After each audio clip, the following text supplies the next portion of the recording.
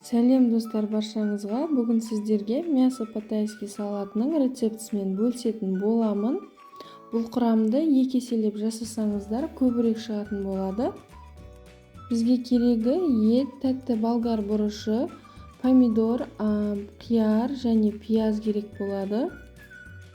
Ең алдымен етімізді соломка қылып турап аламыз. Одан кейін сәбізімізді теркамыздан өткізіп аламыз. Достар, егер видео рецепт ұнап жатса, менің каналыма тіркеліп қойыңыздар және комментарий қалдырсаңыздар болады. Пиязымызды жақсылап турап аламыз. Бұл салатты қонақ келгенде тез жасап жібергенге жақсы жылы салат болып келеді. Тәтті болгар бұрышымызды 2 түрлі түсінен алдым. Турағанда жіңішке қылмай, сәл жуан қылып турап аламыз. Келесі кезекте қиярымызды турап аламыз. Чесногымызды да осылай майдалап турап алдым. Теркадан өткізіп алсаңыздар да болады. Помидорды да аздап осылай ірілеу етіп турап аламыз. Табамызға майымызды құйып, аздап қыздырып, үстінен етімізді салып, қызарғанша қуырып аламыз.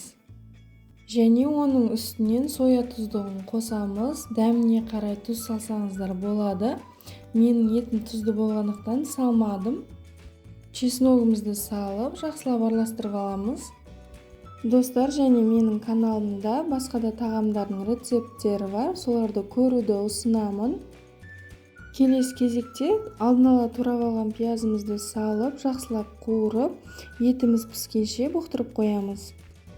Етіміз пістау дегенде теркадан өткізілген сәбізімізді салып, оның үстінен алдын ала туралған қияр мен тәтті бұрышымызды салып араластырамыз. Және бетін жауып қоямыз. Көпке бетін жабудың қажеті жоқ. Біздің көкөністеріміз кіртілдеп тұруы керек.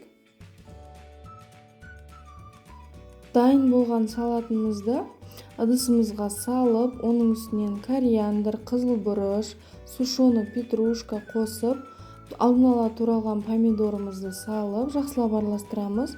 Және оның үстінен 9 немесе 4% уксусымызды қосып, жақсылап араластырып аламыз.